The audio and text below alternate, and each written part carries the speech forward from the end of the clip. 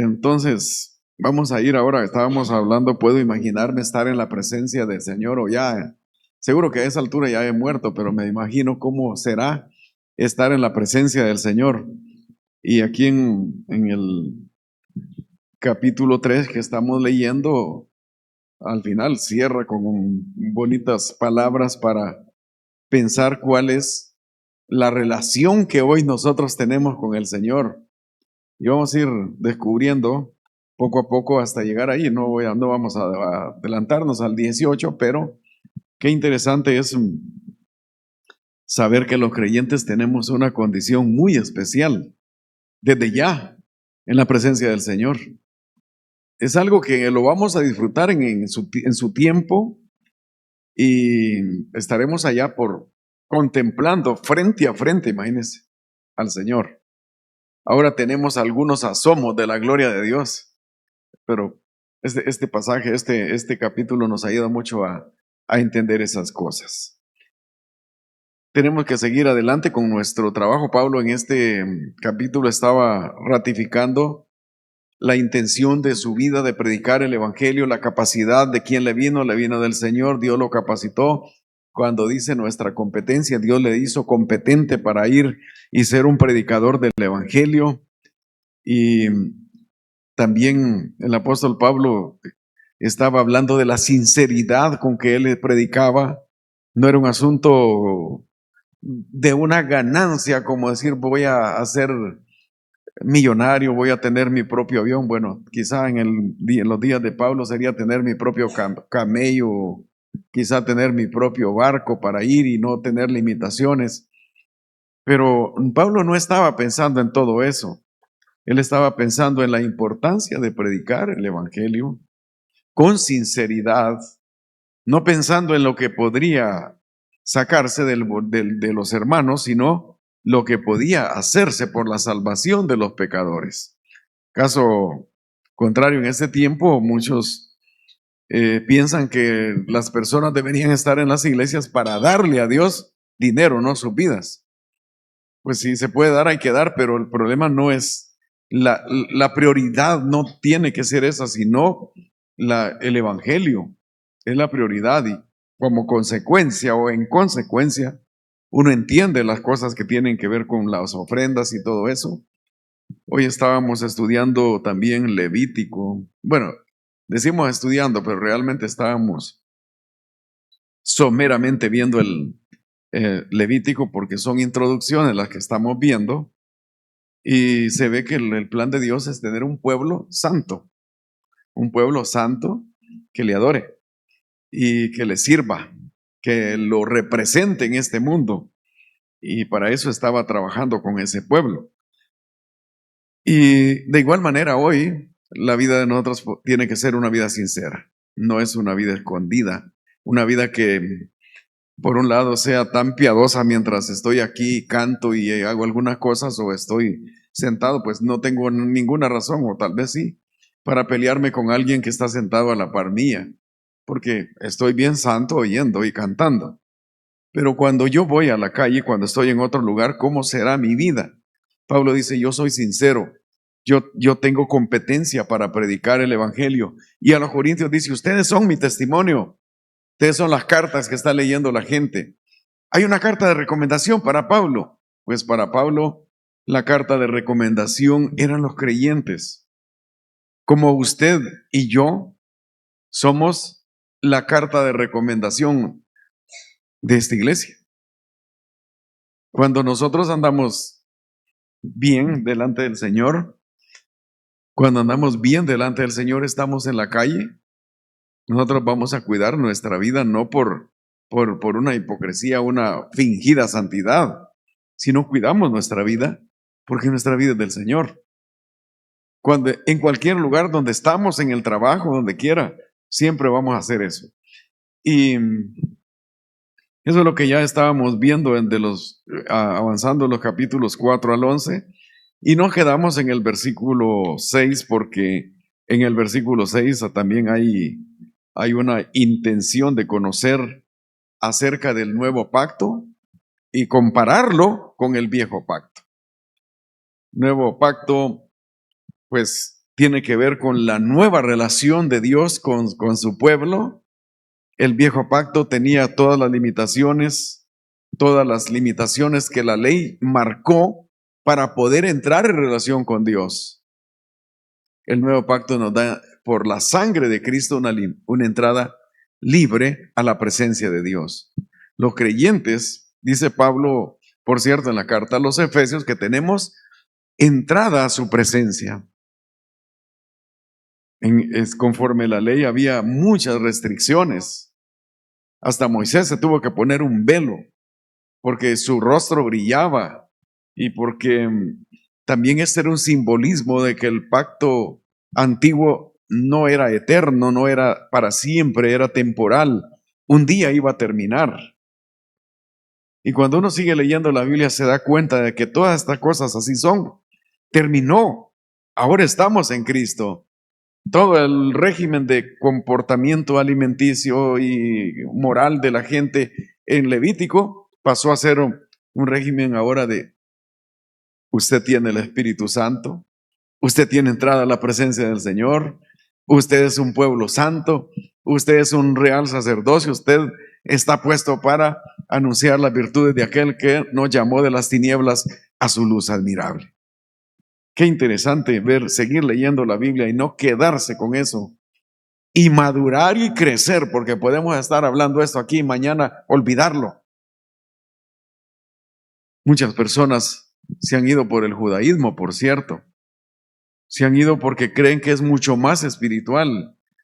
Oyen esas presentaciones que hacen por ahí en las redes, la palabra, lo escondido en esta palabra en el hebreo, y empiezan a quererle meter a uno que hay un montón de cosas escondidas en cada palabra. Nosotros tenemos que tratar no de dejarnos sorprender porque cada intérprete de la Biblia de repente ya tiene prejuicios, marcos de referencia y qué es lo que quiere hacer con la gente o qué es lo que quiere escribir.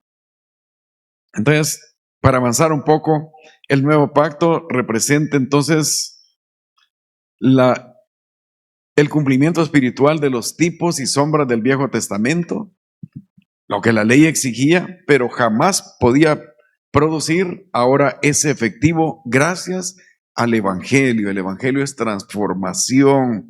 El Evangelio no es una moda, el Evangelio no es algo para sentirse orgulloso, porque hoy sí soy evangélico, o como dicen en los pueblos, soy un gran evangelio. No, nosotros somos personas ahora que conocemos la gracia de Dios, el favor de Dios. No estamos siendo llevados al cumplimiento de reglas establecidas en el Antiguo Testamento. Estamos siendo llamados a vivir en la gracia. Y el nuevo pacto es tan importante porque Cristo en la última noche también estuvo hablando de su nuevo pacto. Avanzamos en el versículo 7 de 2 Corintios capítulo 3. Dice así: y si el ministerio de muerte, grabado con letras en piedras, fue con gloria, tanto que los hijos de Israel no pudieron fijar la vista en el rostro de Moisés a causa de la gloria de su rostro, la cual había de perecer. Tendría que leer continuo el otro versículo, pero nos detenemos un poco porque versículos 7 y 8 están íntimamente ligados con lo que acaba de decir. ¿Cómo llama al viejo pacto en el inicio del versículo 7? ¿Cómo lo llama en el versículo 7? Es un ministerio de muerte grabado en letras. Sin embargo, se ve como un ministerio glorioso. Los versículos 7 y 8 dan continuidad al contraste entre los dos pactos. Se hace referencia a la gloria de Dios manifestada cuando entregó la ley para compararla con la gloria del Evangelio. Estos versículos comparan la gloria de aquel momento y la gloria manifestada por el mismo Dios en el Evangelio. Según lo relata el Éxodo, el libro de Éxodo, en el monte Sinaí hubo muchos movimientos, hasta terremotos, fuego, gran manifestación del poder de Dios. La gloria de Dios se manifestó cuando Él dio a Moisés la ley que debería convertir a ese pueblo, la descendencia de Abraham, el pueblo de Israel, en gente santa y pueblo de sacerdotes. El viejo ministerio es calificado como ministerio de muerte, grabado con letras de piedras, en piedras. Eso alude a los 10 mandamientos. Los 10 mandamientos amenazaban con juicio, con muerte a todos los que los rechazaban. Seguirán ellos al pie de la letra esos mandamientos. Por ejemplo, Éxodo 19:13 dice: no lo tocará mano, porque será apedreado o asaeteado. Sea animal o sea hombre, no vivirá. Hay muerte cuando se desobedecía. La muerte era segura. Los ancianos, el pueblo, tenían que proceder a eliminar de entre su gente a esos rebeldes. Hubo gloria manifestada en Sinaí cuando Dios dio los 10 mandamientos, y Éxodo 19 lo relata bastante bien, bastante. El rostro de Moisés reflejó el resplandor de la gloria de Dios. Por eso los israelitas no pudieron fijar la vista en el rostro de Moisés, porque su rostro era como angélico, era un rostro brillante. Eso era admirable. Quizá nosotros no tenemos una idea de cómo fue eso. Cómo Moisés brilló tanto que la gente no lo podía ver. Así como quizá la luna, el sol por la noche se refleja en la luna, y uno ve esa luna brillante, esa luna que le hace pensar mucho, hasta en robar elotes, dice la gente en nuestros pueblos. Pues es una luna brillante, pero viene la luz ¿de quién? El sol. Y Moisés no se convirtió en un ser divino, no se convirtió en Dios. Aunque su rostro brillaba, seguía siendo un simple mortal, un hombre.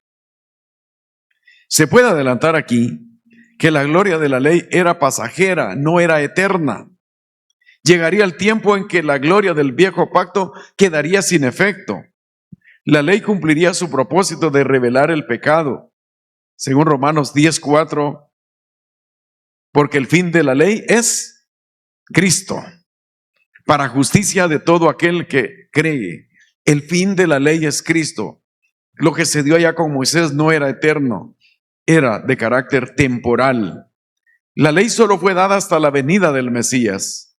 La ley era la sombra, Él es la sustancia. La ley era una imagen de cosas mejores que habían de venir cuando Cristo irrumpiera en la historia de la humanidad.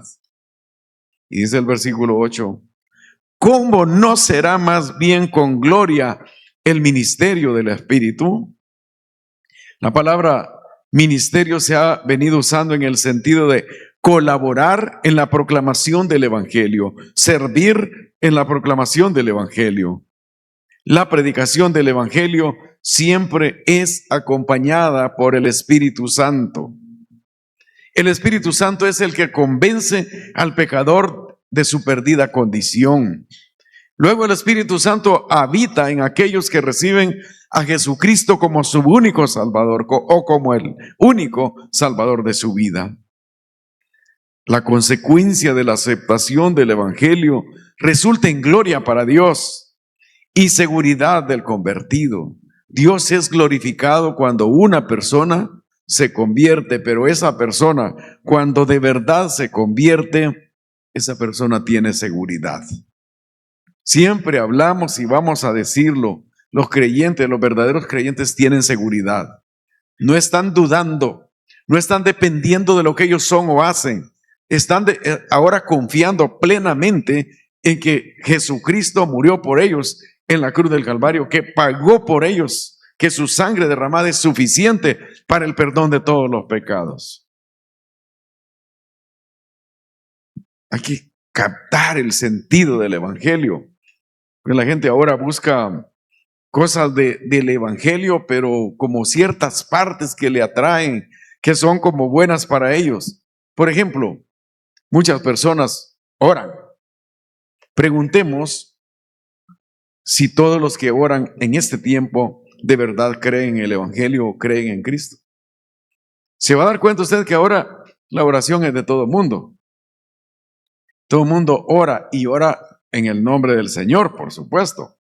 Pero tienen temor de Dios, conocen a Cristo y se molestan todavía cuando uno dice, no, es que el que ora es porque sabe a quién le está pidiendo. Es porque conoce al Señor. La gente entonces se pone a orar como si conociera a Jesucristo. Buscan el favor de Dios, la provisión de Dios, la prosperidad de Dios, pero no conocen el Evangelio. No conocen a Cristo, ni quieren conocerla. Cristo, hay que recordar que Cristo o que sin Cristo en nuestro corazón, cualquier cosa que hagamos solo es un evento. Puede ser que tenga la satisfacción de que, oré hoy, pero si no tengo a Cristo, es al final nada. Sin Cristo no podemos hablar de la gloria del Evangelio. Porque cuando tenemos a Cristo, tenemos la presencia del Espíritu Santo y el Espíritu Santo da gloria a Cristo por medio del Evangelio. El ministerio o la colaboración o el servicio evangelístico es glorioso. Quizá no acepten las personas, hoy fueron los hermanos a Dolores a compartir. Quizá no vienen reportando que se convirtieron tantos, pero es glorioso compartir, porque es el mejor mensaje que uno puede llevar a la gente en estos días. Y acompañado uno por la presencia del Espíritu Santo. Y seguimos en el versículo 9, porque si el ministerio de condenación fue con gloria, mucho más abundará en gloria el ministerio de la justificación. El ministerio de la condenación era la ley. Nadie pudo guardarla a la perfección. Todos fallaron. Y ahora todavía nos da pena oír a gente que dice que no, es que ustedes no guardan la ley, como si ellos la guardan. Nadie, ningún hebreo fue suficiente, capaz o idóneo para guardar la ley. No pudieron. No lo lograron. Lo intentaron de repente, pero no pudieron. Hasta que vino Cristo. Cristo cumplió toda la ley. Ellos fallaron. Y eso no quiere decir que la ley no servía. La ley tuvo propósito para su tiempo. La ley sirvió en su tiempo. El pueblo fue ordenado, organizado y seguía en de alguna manera la misión que Dios le había encomendado. La ley servía, dice Gálatas 3:24. De manera que la ley ha sido nuestro ayo para llevarnos a Cristo, a fin de que fuésemos justificados por la fe. La gloria de la ley estaba ahí. La ley era la maestra.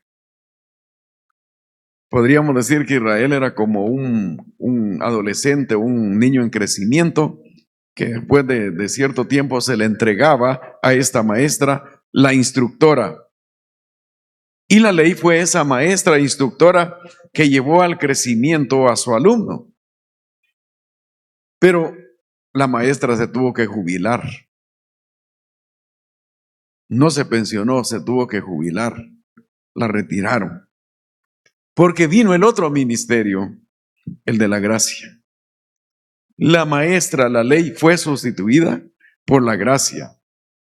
Gálatas 3:25 dice, pero venida la fe, ya no estamos bajo ayo, ya no se necesita esta profesora.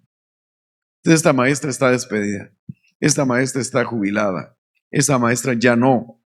Ahora vamos por la gracia. El ministerio de la justificación se refiere a la justicia por la que los hombres son declarados libres de condenación, de la condenación que ya la ley les había imputado o adjudicado. Recuerden lo que dice Romanos 3:23. ¿Quién se lo sabe? Todos pecaron, por cuanto todos pecaron, están destituidos. No hay lugar en la presencia de Dios para todos los pecadores. Si todos estamos en el pecado, todos estamos bajo condenación.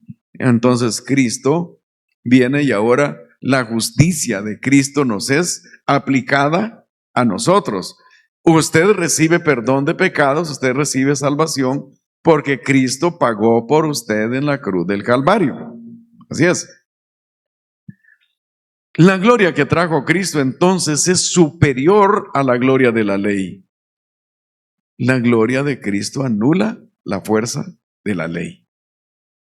Hay muchos pasajes en la Biblia que nos muestran cómo la ley perdió valor, perdió fuerza, fue abrogada. La palabra abrogada puede ser para cancelar. Fue cancelada, se le quitó su fuerza. Si la gente insiste hoy en mantenerse ahí, es porque no le ha resplandecido la gloria del Evangelio en su vida. Y es triste que muchas personas todavía estén luchando por mantener un sistema que Dios declaró fuera de lugar. Porque dice el versículo 10, aún lo que fue glorioso no es glorioso en este respecto, en comparación con la gloria más eminente. ¿Fue glorioso? Sí. No estamos discutiendo que los eventos no fueron ciertos, fueron reales. Dios estuvo presente, Dios habló con Moisés en Sinaí. Dios le entregó la ley, Dios utilizó a Moisés como un recurso importante para que esa legislación llegara a su pueblo. Dios sí lo usó. Es algo glorioso realmente lo que pasó. Que de la nada Dios sacó a un hombre de un pueblo, lo trajo, lo llevó a ese territorio específico, le dijo que iba a ser una nación grande de él, que iba a formar un pueblo. Este pueblo creció y este pueblo fue llevado a Egipto en esclavitud. Este pueblo entonces, puesto en esclavitud, fue sacado por el poder de Dios. Y Dios lo organiza y lo hace. Lo tiene como un pueblo ya reconocido. Este pueblo tiene que caminar de acuerdo con esa ley. Y Dios anduvo acompañando al pueblo en todo ese peregrinaje. Dios anduvo con Israel en ese peregrinaje. Fue glorioso la presencia de Dios con ellos. Pero gracias, hermano. En comparación con una gloria más eminente, más grande, esto quedó atrás, quedó pequeño. Grande fue, glorioso, pero es mucho más glorioso, mucho más grande lo que Cristo vino a hacer. La gloria de la ley no logró el objetivo final. No pudo transformar la conducta pecaminosa del hombre. Los hebreos terminaron agregándole un montón de mandamientos a esta ley. Y aparte de eso, sí hacían sacrificios, pero sus corazones estaban totalmente separados de la relación con Dios. Se convirtió eso en un ritualismo sin sentido. Pero ¿qué pasa cuando Cristo viene? La venida de Cristo, el anuncio del nuevo pacto, de una vez opacó al viejo pacto. Es mayor la gloria de Cristo que la gloria de la ley. El viejo pacto no parece haber tenido gloria en absoluto cuando se compara con la superabundante gloria del nuevo pacto. Queda pequeño, es mayor, es más grande. Antes la gente ofrecía sacrificios para establecer una relación con Dios. Ahora Dios ofreció un sacrificio para que nosotros tengamos relación con Él. Y ese sacrificio habla de su muerte, su resurrección gloriosa. Es mayor que cualquier obra que el hombre pueda hacer. Encontramos a la gente queriendo establecer nuevas leyes, nuevos pactos, nuevos compromisos, hacer cosas para ganarse la salvación, cuando hay algo mucho más grande que podemos ver: a Cristo.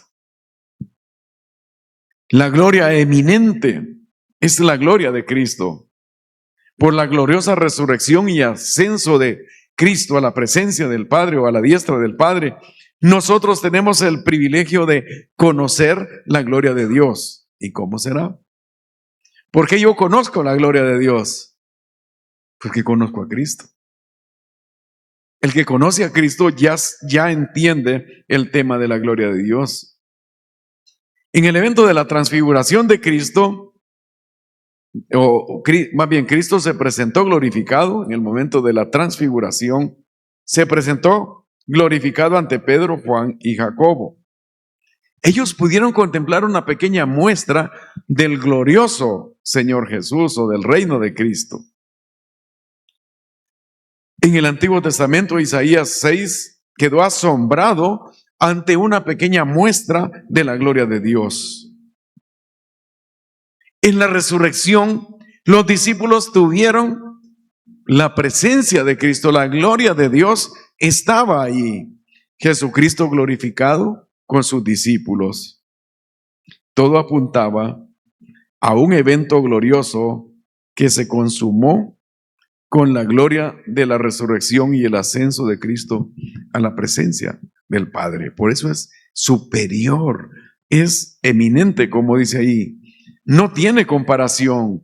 La ley era importante, buena, sí, pero no hay razón para seguir peleando por el tema de la ley cuando Cristo es superior a ella.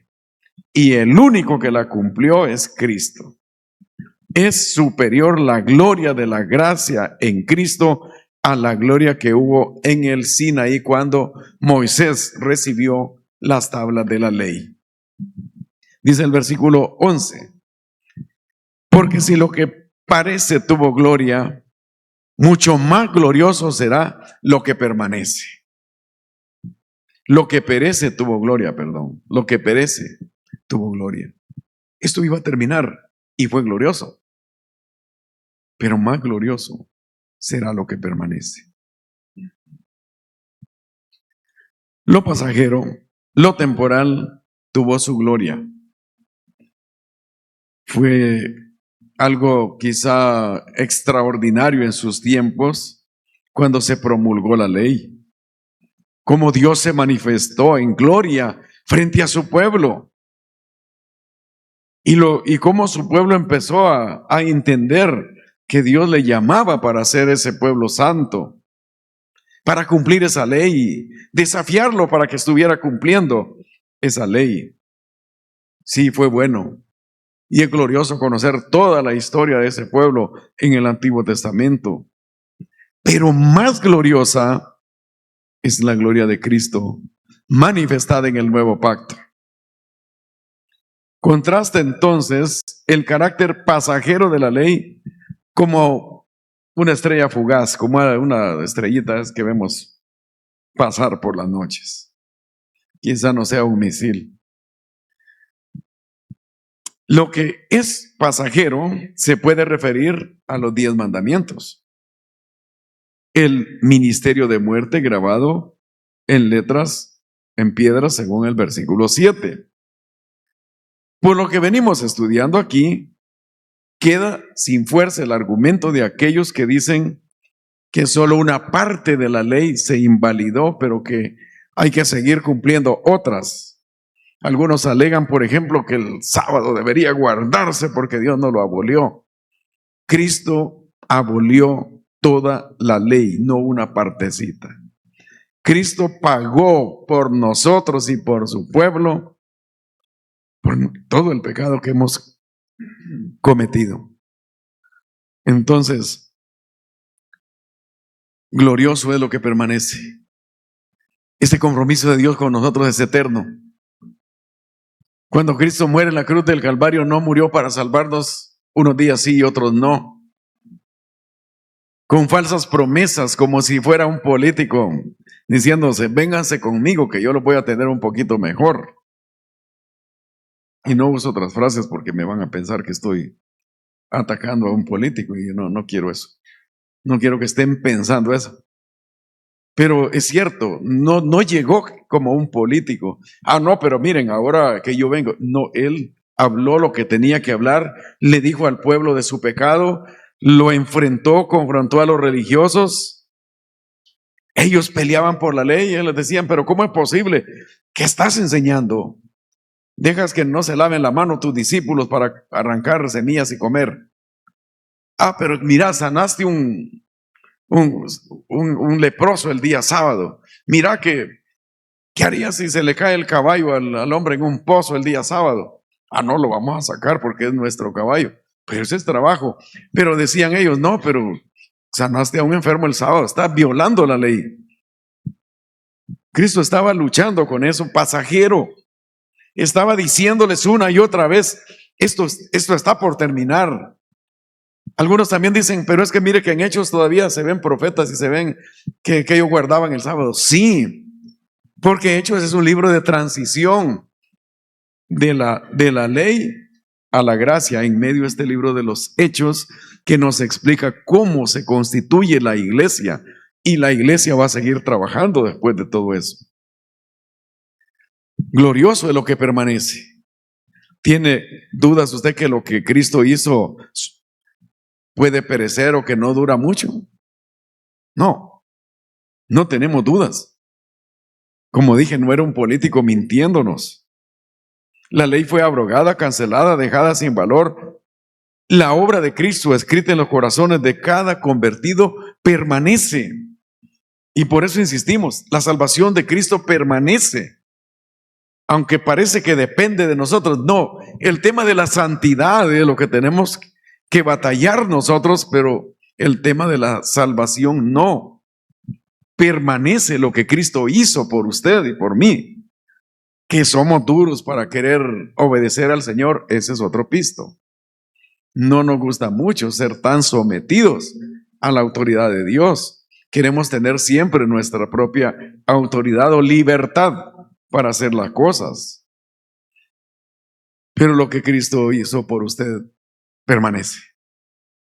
Y Cristo vendrá, y Cristo volverá, y Cristo establecerá su reino, y nosotros estaremos ahí. Así es que la obra de la ley ya no es obligada para nosotros. Ya no estamos obligados a seguir en ese sistema.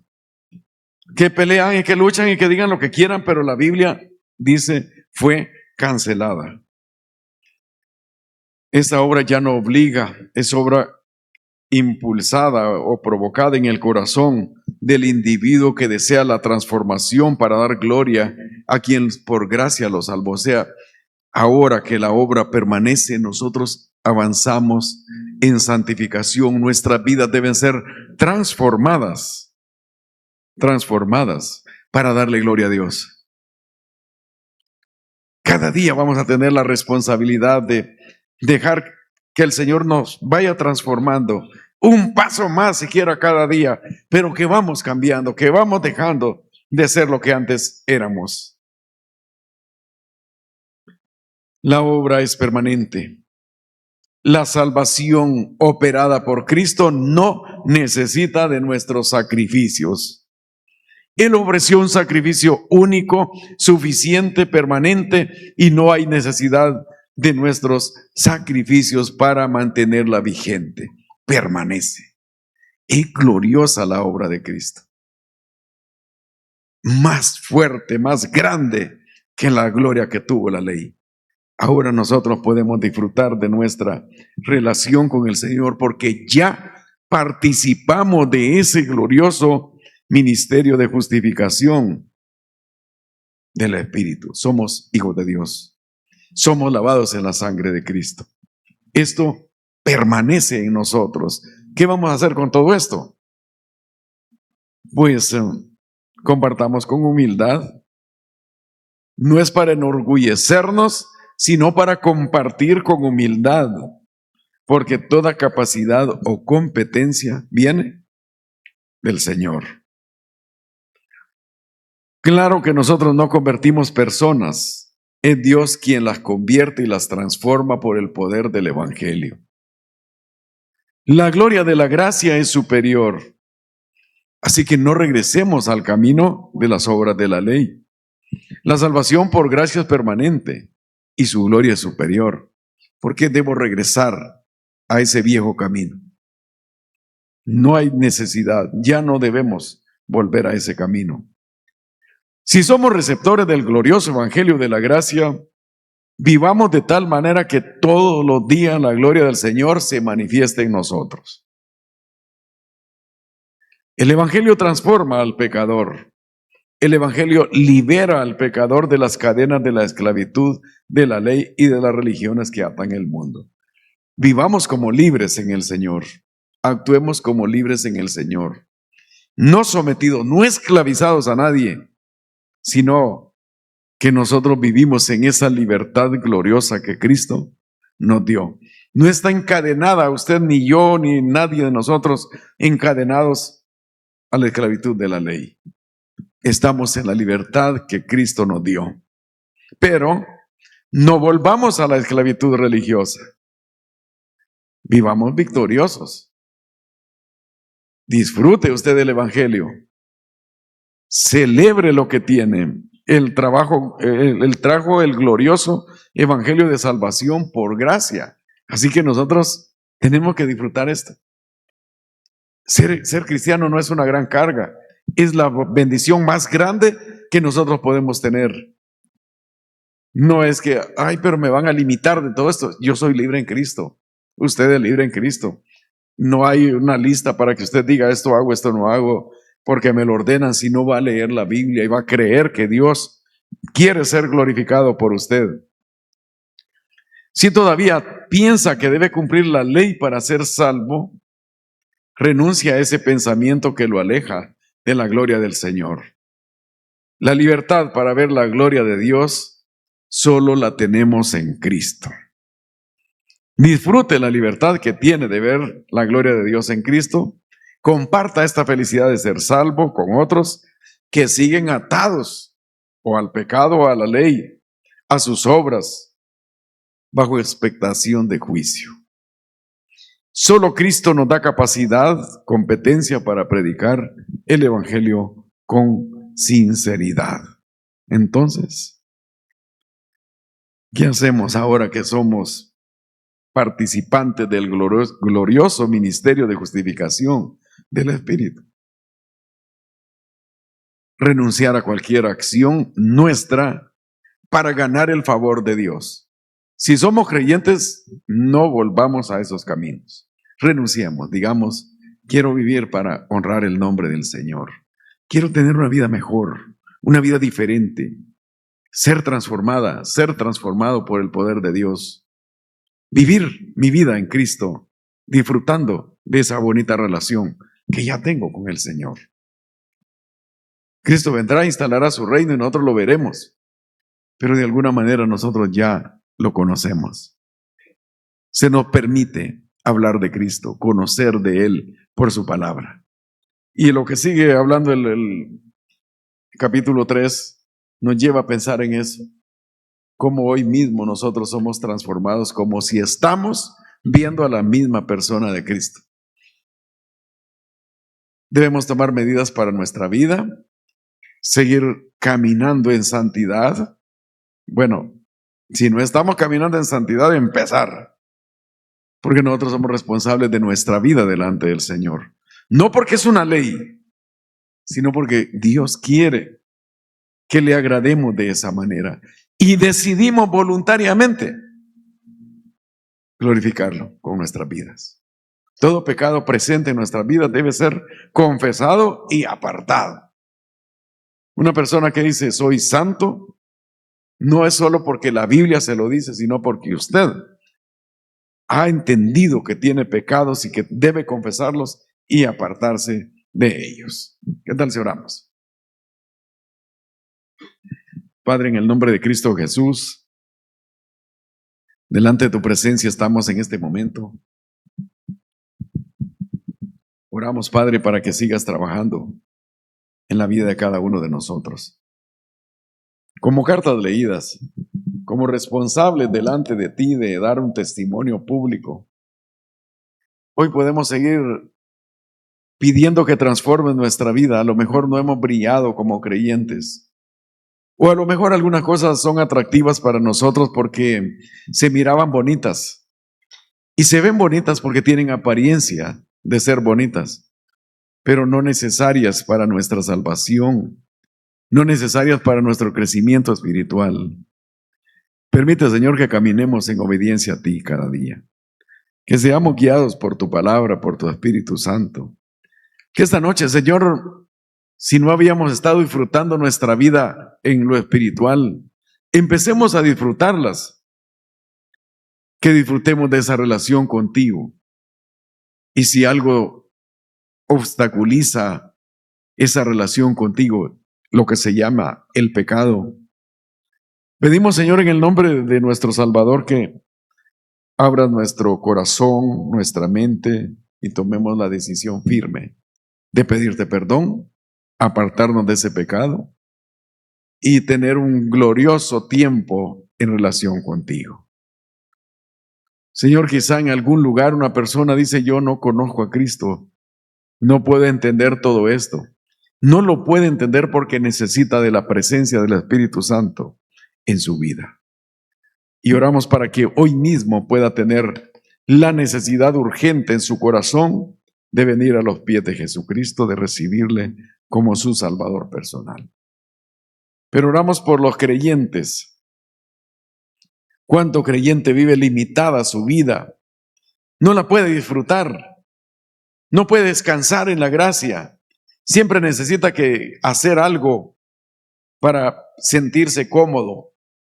Oramos, Señor, para que los corazones estén llenos de la presencia del Espíritu Santo, que hace eficaz la verdad del Evangelio en la vida de cada uno de nosotros. Que se pueda pedir perdón, Señor, que pidamos perdón y estemos seguros de que nos perdonas. Cuántas cosas pudieron haber pasado o pueden seguir pasando, las ponemos delante de ti, Señor, en este momento. Cuánta desobediencia, rebeldía en nuestro corazón, cuánta batalla, cuánta lucha, cuánta tentación, y en alguna, Señor, quizá cayendo. Cuánto orgullo, cuánta vanagloria, cuántas cosas. Señor, la única capacidad que pudiéramos tener, y viene de ti, es para seguir predicando el Evangelio. Pero no lo podemos hacer si seguimos en una vida mediocre espiritualmente hablando. Necesitamos levantarnos para gloria tuya. Necesitamos una iglesia comprometida con ese testimonio que Pablo decía, el de la iglesia, el resultado de una obra evangelística en los corazones. Si el Evangelio no lo hemos entendido, Padre, permite que el Espíritu Santo lo haga claro en nuestros corazones. Y si alguien está orando en esta noche para pedirte perdón, nos unimos, Señor, en oración. Que tú sigas trabajando, Señor, librando de esas cargas emocionales, esas cargas duras, difíciles en la vida de nuestros hermanos o en la vida de cualquiera de nosotros. La pena que tenemos porque algo no hicimos o porque hicimos algo que no era conveniente. Oramos, Señor, que sigas trabajando en estos corazones. Quizá otro domingo tengamos que venir o el martes o el jueves y volver a pedir perdón, pero Señor, si seguimos experimentando la culpa del pecado, también vamos a experimentar la gracia del Evangelio que perdona y que nos sigue dando una oportunidad para seguir, porque lo que tú has hecho en nosotros no es temporal. El Evangelio permanece una vez nosotros lo hemos recibido en nuestro corazón. Bendiga, Señor, nuestras vidas. Oramos que nos ayudes en todo. Hay necesidades emocionales, espirituales. Hay necesidades de salud. Oramos por nuestros hermanos que están enfermos para que tu mano poderosa se siga manifestando. Hemos tenido testimonios muy alegres, esperanzadores de lo que tú has permitido en los últimos días. Y queremos, Señor, seguir adelante, contentos, agradecidos por esa obra que estás haciendo. Oramos, Señor, que nos levantemos también en fe, en esperanza y en mucha confianza en ti, no por lo que somos o hacemos, sino por tu gran misericordia. Oramos en el nombre de Cristo Jesús. Amén. Muy bien, hermanos, Dios les bendiga.